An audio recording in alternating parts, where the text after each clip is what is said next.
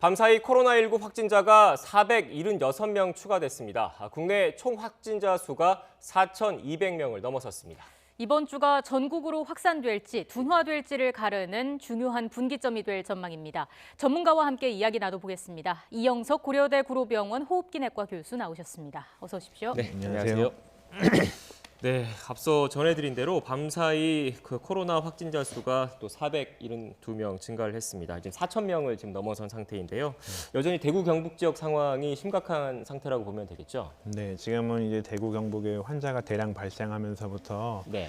이제 의료 공백까지는 아니지만 이제 의료가 적절하게 이게 배분되지 못하는 상황이 펼쳐지고 있어서요. 네. 그래서 최근에 이제 자택에서 격리되는 환자가 사망한 것처럼 적절한 치료를 받지 못해서 사망하는 환자가 생길 가능성이 굉장히 많아져서 이제 질병관리본부에서 이제 환자 분류 체계를 다시 한번 갖고 문제가 있을 만한 환자들은 병원에서 진료를 하고 그렇지 않은 환자들은 다른 시설에서 관리하는 방안으로 바뀌었잖아요. 네. 그래서 지금 대구 상황은 여전히 심각한 상태라고 볼 수 있습니다. 예, 밤새 476명이 증가한 거고요. 이렇게 확진자 수가 급증한 데는 신천지 전수조사의 영향도 있었다고 봐야 할까요? 네, 맞습니다. 이제 우리나라가 이제 굉장히 확진자가 급속도로 늘고 있는데요. 그게 이제 얼마 전에 미국에서도 발표를 했지만 결국 우리나라는 검사 시설이 굉장히 잘 돼 있고 그다음에 네. 검사 비용이 되게 싸기 때문에 모든 환자를 대상으로 전부 다 검사를 하고 있잖아요. 네. 일본 같은 경우는 이제 여러 가지 비용이랑 여러 가지 그 의료 재원 문제로 인해서 검사를 진행하지 못하게 되고 그러다 보니까 거기는 확진자가 상대적으로 적은 거거든요. 그래서 우리나라는 그런 것들이 좀 더 잘 돼 있어서 그런 것 같고 이런 대구 경북 지역에 있는 환자들도 이제 전수조사를 하기 시작을 했으니까 네. 그러면 조금 더 늘지 않을까 싶습니다. 지금 현재까지 가장 확진자 증가세에 영향을 미치는 게 또 어떻게 보면 신천지 대구교회와 관련된 쪽이지 않습니까? 그래서 정부가 현재 신천지 전수 조사를 좀 진행 중이고 상당 부분 조사가 좀 마무리됐습니다. 이 조사가 마무리되면 지금 같은 확진자 증가세가 좀 완화될 거라고 볼 수 있을까요? 네, 그렇습니까? 맞습니다. 이제 신천지 환자들을 대상으로 이제 전수조사를 하다 보니까 굉장히 많은 확진자 수가 증가했었잖아요. 근데 네. 그 전수조사가 마무리되면 어느 정도 이제 조금 감소세로 돌아설 가능성이 있고요. 결국은 이제 이번 주 지나서 봐야 되긴 하겠지만 다른 지역에서도 비슷한 양상으로 지역사 유행이 보이는지를 조금 경과 관찰을 해야 될 가능성이 높습니다. 예, 다시 한번 저희가 좀 정리를 해보겠습니다. 밤사이에 476명이 추가가 돼서 이제 총 4,212명이 됐습니다. 지역별로는 대구에서 377명이 늘었고요. 경북에서 68명이 추가가 된 상황입니다. 네. 지금 저희가 이 시각 발생 현황을 그래프로 정리를 해서 보여드리고 있는데 사망자는 22명이고요. 네. 완치된 환자는 31명인 것으로 지금 집계가 되고 있습니다. 지금 지역별 발생 현황도 지금 그래프가 나가고 있는데요. 예. 여전히 대구 경북 지역에 지금 확진자 수가 많다는 모습을 보실 수 있겠습니다. 그렇습니다. 저희가 앞서서 이번 주가 확산될 것이냐 진정될 것이냐 그거의 분수령이 지금 되지 않을까라고 예상을 하고 있는데 네. 어떤 점이 가장 중요하게 작용을 할까요? 지금은 이제 대부분의 한국에서 발생한 확진자들이 대부분 대구 네. 경북을 중심으로 발생을 했잖아요. 그래서 다른 지역의 발생 환자들이 얼마나 되는지가 예. 굉장히 중요할 것 잠시만요. 같고요. 정은경 중앙방역대책본부장의 브리핑이 좀 잠시 뒤에 시작될 것 같습니다. 현장 연결해 보도록 하겠습니다. 2020년 3월 1일 16시부터 3월 2일 0시까지 확진자는 총 476명이 추가로 확인되어 현재까지는 총 확진자 수가 4,212명입니다. 참고로 오늘 2명이 격리 해제 예정입니다. 그리고 어제 사망자가 4분 추가로 발생하였으며 오늘 추가로 확인된 사망자가 4분이 더 계셔서 현재 총 사망하신 분은 26명이 되겠습니다. 사망하신 분들에 대해서 고인의 명복을 빕니다. 지역별 시도별 확진자의 현황은 다음 표와 같습니다. 가장 많이 차지하고 있는 환자 수는 대구가 3,081명입니다. 그 다음으로 환자 발생이 많은 지역은 경북 지역이고 624명입니다.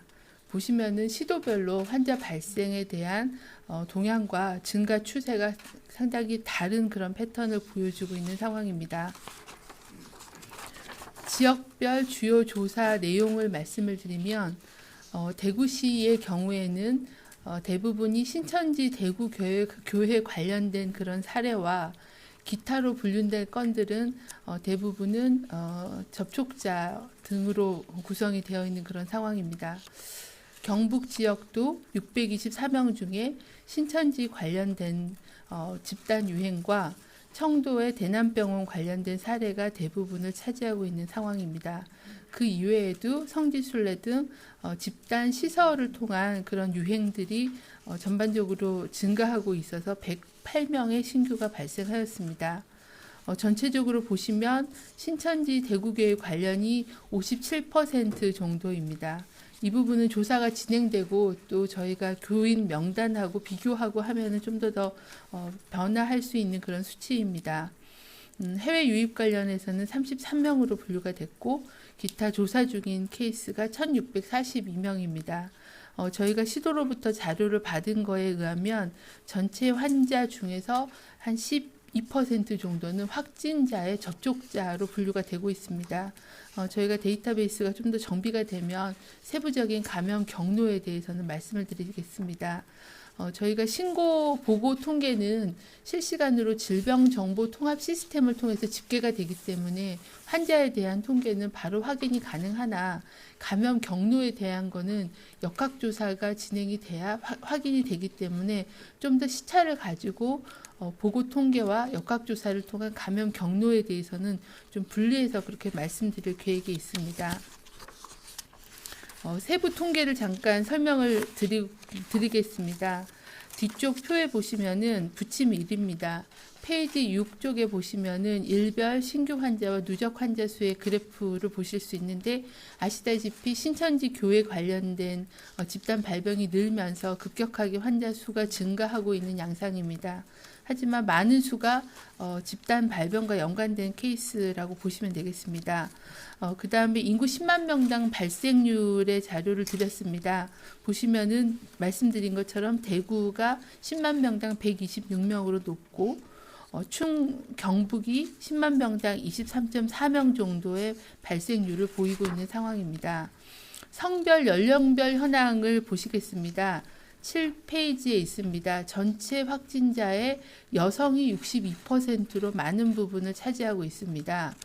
또한 연령별 그 환자 수를 보시면은 9세 미만이 32명으로 0.8%이고 10대가 169명으로 4%입니다.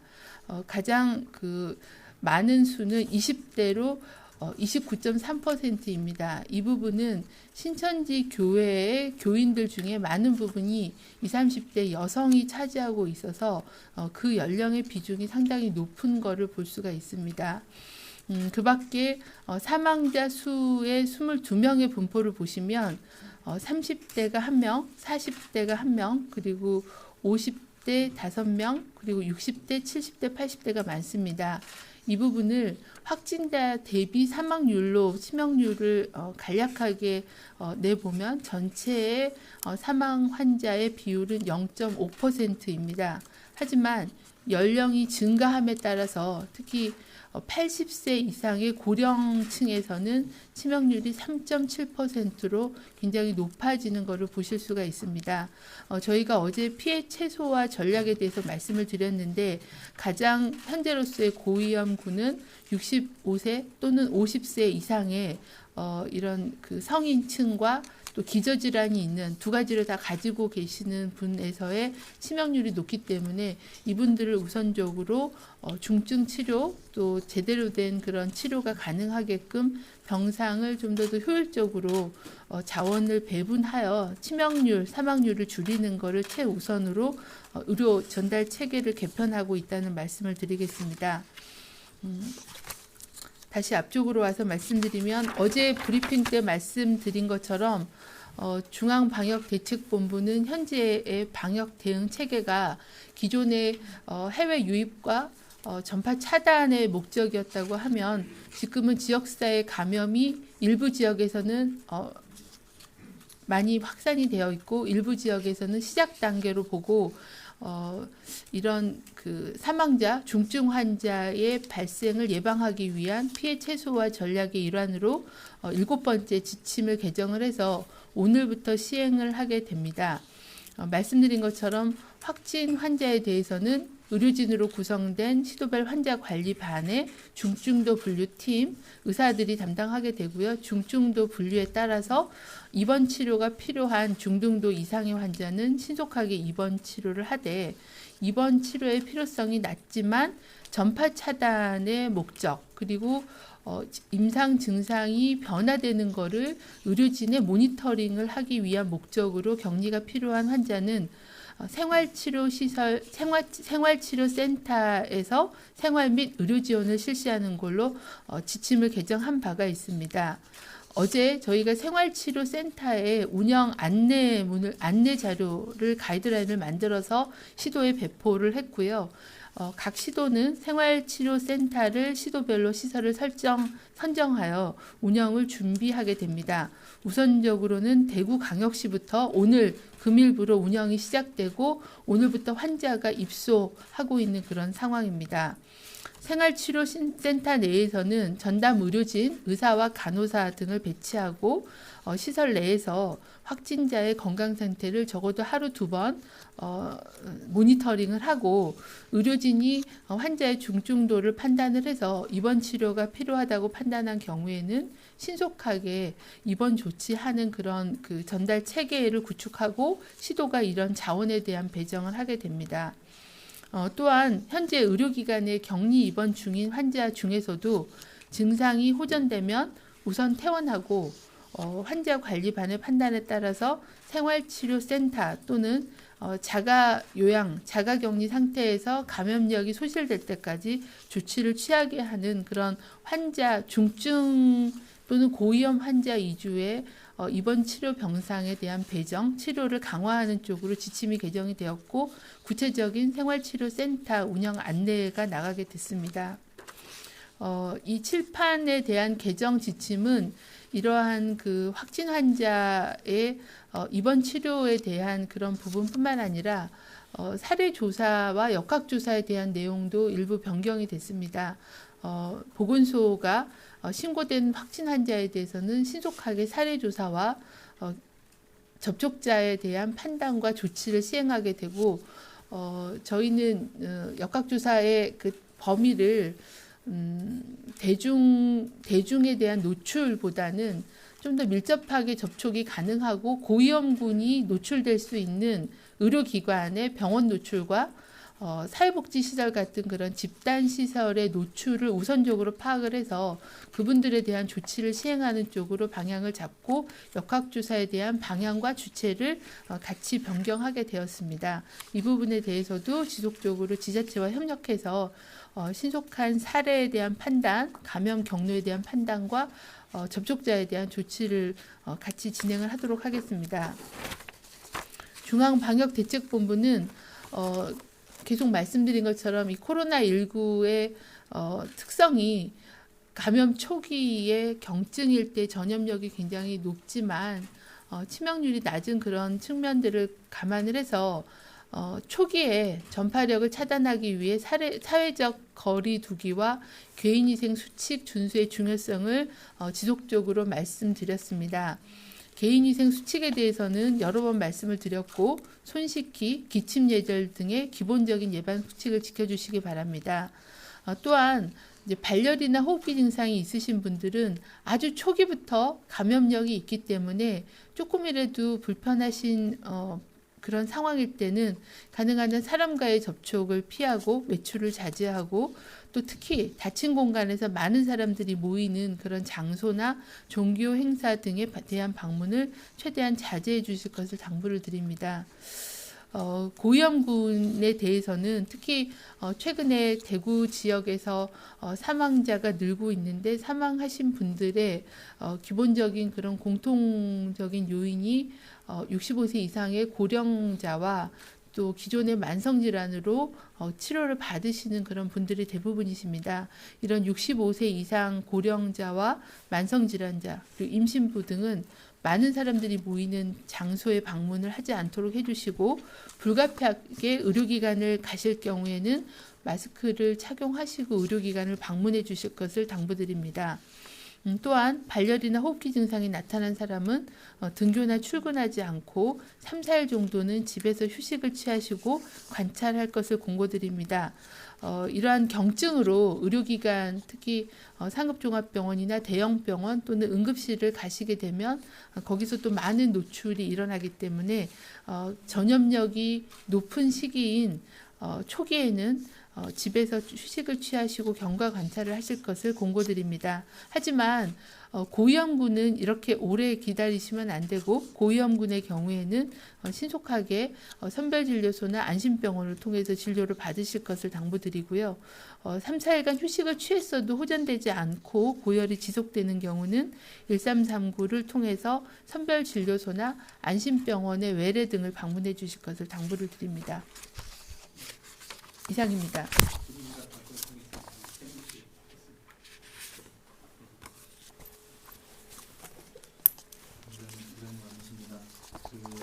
어제 임상의가 브리핑에서 일반 환자든 중증 환자든 실제 체온이 정상 범위에 있는 경우가 절반이 넘었다고 했는데요.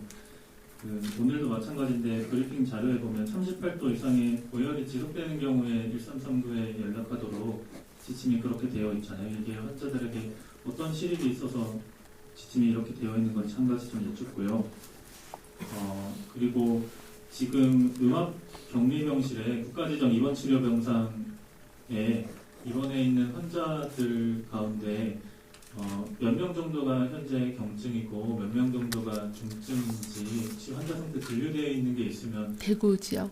아니 전국에서요. 전국이요? 네네. 네. 전국 국가지정 입원치료병상에서 중증과 경증으로 환자 상태가 분류되어 있는 게 있으면 공유 좀 부탁드리겠습니다.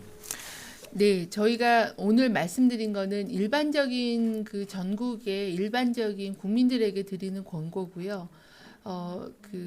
확진자인 경우에서도 뭐 고열날 때까지 기다려라 그런 말씀은 아닙니다. 잘 아시다시피 겨울철에는 호흡기 그런 감염병 내지는 호흡기 질환자가 굉장히 많습니다.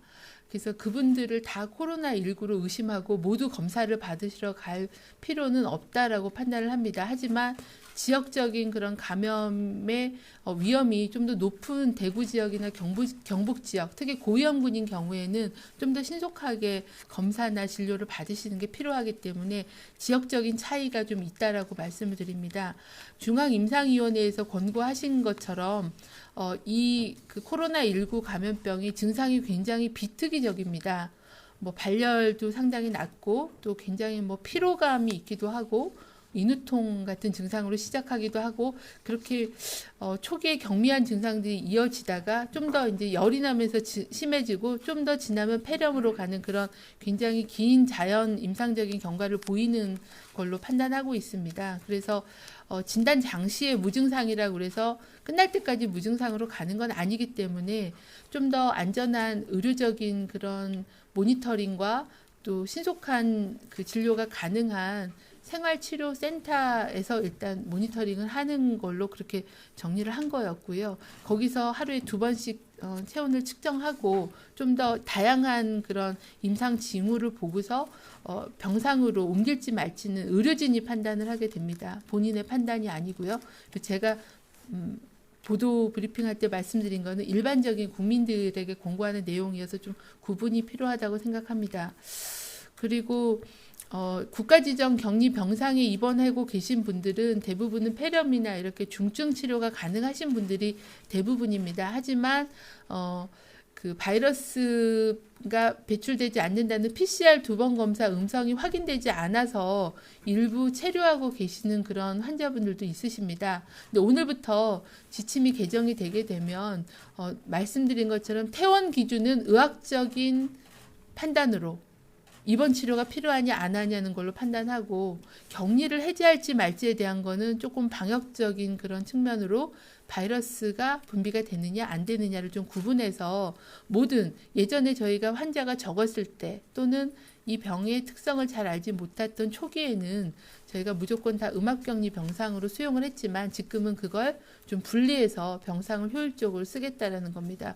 필요하면 국가지정 격리 병상에서 기존의 전담병원이나 아니면은 다른 시설 또는 자가로 이동해서 그런 바이러스에 대한 그 검사나 이런 거 진행할 수 있는 그런 상황입니다. 그래서 그 부분은 아마 재분류와 병상에 대한 재배정 이런 게 진행될 걸로 보고 있습니다. 아무래도 그 국가지정 격리 병상은 굉장히 상급의 체중증 환자를 봐야 되기 때문에 가능한 한 거기에서는 어느 정도 호전이 되면 전담병원이나 이런 쪽으로 해서 일반적인 진료를 하고 거기는 좀 더 위중하거나 좀 더 복합적인 치료가 하신 분들을 국립중앙의료원에 그 전원 조정 해주시는 그 상황실에서 국가 지정 격리 병상에 대한 환자 입원을 결정하시는 걸로 그렇게 진행하고 있습니다.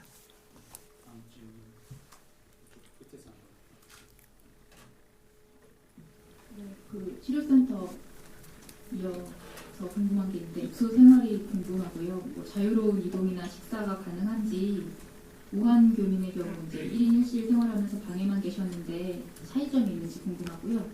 두 번째는 신천지 이만희 총회장이 검사를 받았는데 언제 어디서 뭐 어떤 경우로 받았는지 궁금합니다. 네. 또 오늘 신천지에서 3시에 지하시설에서 기자회견을 하는데 방역적인 네, 중앙방역대책본부의 브리핑 들으셨습니다. 일단 추가된 내용으로는 사망자가 4명이 늘어서 총 26명이 됐다는 소식이 있습니다. 브리핑에서 확진자 중에 50세 이상 기저질환자의 심각성이 가장 높다고 밝혔고 또 중증도를 구분해서 환자를 분류할 것이라는 내용도 다시 한번 설명했습니다. 자, 계속해서 전문가와 함께 출연 이어가 보도록 하겠습니다. 앞서 브리핑 연결로 말씀이 끊겼는데 계속해서 좀 답변을 부탁드리겠습니다. 이번 주가 분수령이 될 것이라는 전망에 대해서 어떻게 생각하시는지요? 결국은 이제 신천지 교회 교인들에 대한 검사가 다 끝나고 나면 네. 그 다음에는 다른 지역 쪽은 괜찮은지를 봐야 되거든요. 근데 이제 지금까지는 이제 폐렴이 있는 환자들을 대상으로만 검사를 했다면 네. 이제 이번 주부터는 이제 고위험군에서 발열이나 호흡기 증상이 있는 환자들은 폐렴이 꼭 없더라도 검사를 진행할 수 있게 됐어요. 그래서 다른 지역에서 이런 지역사회 유행들이 있는지를 조금 검사를 해보는 게 좋을 것 같고요. 네. 이번 주가 분수령이 될 수 있을 것 같습니다. 지금 일단 보면 신천지 전수조사도 사실상 마무리 단계에 좀 있는 거지 않습니까? 그러면 그 마무리가 되면 이런 증가세도 조금 완화될 가능성이 있다라고 보시는 거죠? 네, 지금은 뭐 어찌됐건 이제 우리가 특수한 환경에서 갑자기 지역사 유행이 시작되었기 때문에 그런 부분들이 조금 마무리가 되면 지금 이제 전국적으로 이게 퍼져나갈지 안 나갈지를 판단할 수 있는 근거 자료가 될 수가 있거든요. 네. 그래서 조금 더 경과를 관찰을 해볼 필요는 있을 것 같습니다. 신천지 관련해서 하나만 더 질문을 드리면 이제 신천지에서 이제 지난 1월 달에 우한을 방문한 정황이 좀 드러났습니다. 지금 이제 이 같은 그 정황 자체가 이제 신천지 대구교회를 중심으로 이렇게 확산세 발원지 그런 연결고리를 찾을 수 있을 거라고 보십니까? 조금 더 역학 조사를 네. 해봐야 알겠지만 아직까지는 좀 잘 모르는 것 같고요. 네. 그다음에 추가적으로 이제 질병관리본부의 발표를 조금 눈여겨볼 필요는 있을 것 같습니다. 네. 지금 대구, 경북에 집중되고 있는데 이 외에 수도권이나 충남 지역의 증가세는 어떻게 분석을 하고 계신가요? 지금은 이제 많이 증가되고 있다고는 보고 있지는 않고요. 그리고 대구만큼 이제 계속 지역사회 유행이 진행되고 있다고는 생각하지는 않습니다. 네. 그러나 이제 우리는 이제 검사 이번 주부터 이 발열이나 호흡기 증상이 있는 환자들은 검사를 시작한다고 그랬잖아요. 그렇게 되면 이번 주를 넘기고 나면 이게 각 도별로 이제 지역사회 유행이 있는지 없는지를 조금 판가름해 볼 수 있지 않을까 싶습니다. 지금 이제 그 구체적인 사례를 가지고 한번 좀 살펴보도록 하겠습니다. 일단 저희가 관련된 그래픽이 준비가 되어 있는데요. 한번 보도록 하겠습니다. 일단 경북 경산에서 생후 45일 된 남자아이가 확진 판정을 받았습니다.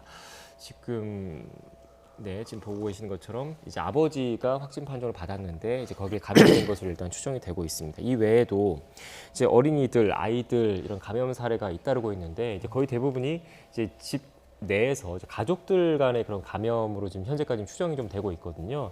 이런 걸 좀 예방하기 위해서는 지금 어떻게 좀 가정 내에서 그 뭐 주의사항이랄까요? 이런 게 어떤 게 있을까요? 결국은 이제 어린애들 같은 경우에는 이제 가족 간의 이제 밀접 접촉에 의해서 감염이 되는 가능성이 네. 굉장히 높은데요. 네.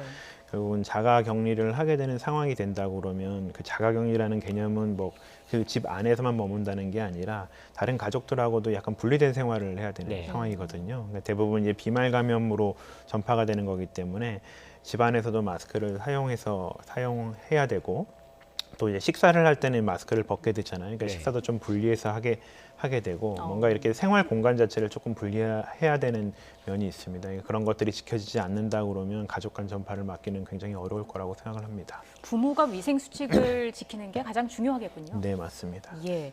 지금 또 부산에서는 유치원생 감염에 이어서 학원에서 여고생이 강사로부터 감염을 이제 받은 그런 네네. 사례도 나타나고 있습니다. 이게 자가격리가 되기 전에 학교 반편성에도 참여하고 뭐 이런 것으로 알려졌는데 이렇게 되면 또 추가 감염 사례가 나오지는 않을까라는 우려도 있습니다. 네, 추가 감염 사례가 나올 가능성은 얼마든지 있는 것 같고요. 네. 그러니까 지금 상황에서는 워낙에 지역사회 유행의 초창기 단계이기 때문에 네. 누구에게 감염되거나 뭐 이런 것들이 비일비재하게 있을 거라고 생각을 합니다. 그래서 가능하다면 이렇게 밀집되어 있는 그런 공간에는 안 가는 게 좋고요. 뭐 최근에 이제 정부에서 뭐 또 계약을 한 1, 2주 연기할까 고려 중이라고 하던데 네. 그런 식으로 이제 뭔가 사람들이 모이는 상황을 만들지 않는 것이 조금 더 나을 것 같습니다.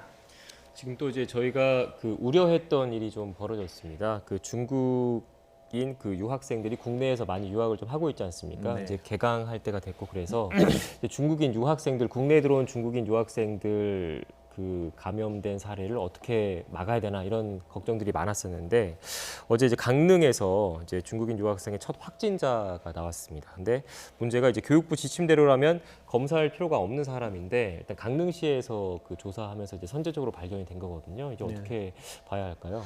결국은 이제 중국에서도 지역사회 유행이 많기 때문에 네. 원래 원칙적으로는 들어오는 모든 유학생들은 검사를 하는 게 맞는 거죠. 네. 근데 생각을 하면 검사라는 게 이제 재원이 한정되어 있고 의료진도 한정되어 있기 때문에 효율성을 이렇게 중시할 수밖에 없는 상황입니다.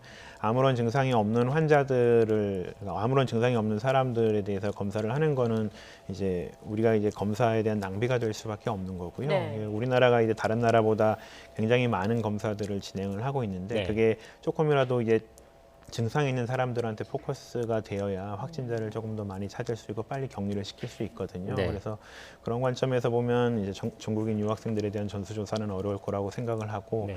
다만 이제 처음 계획대로 이제 중국에서 온 이제 유학생들 같은 경우는 2주 동안 이제 자가 격리를 네. 하면서 증상이 발현되는지를 조금 면밀히 관찰하는 게 더 중요할 것 같습니다. 근데 문제는 기숙사에 살고 있지 않은 학생들 아니겠습니까? 네, 어쨌든 맞습니다. 자가격리 수칙을 지키지 않는다면 또 문제가 되는 거잖아요. 네, 맞습니다. 이제 초창기에 이제 계속 우려가 됐던 게 자가격리만 한다고 하면 결국은 이제 그 사람의 이제 행동 양식에 따라서 조금 달라질 수 있다라고 네. 얘기를 네. 드렸었잖아요. 그런 것처럼 이제 이 자가격리라는 수단을 어떻게 감독 관리를 할 것인지에 대한 고민이 조금 필요한 시점이라고 생각할 수 있습니다.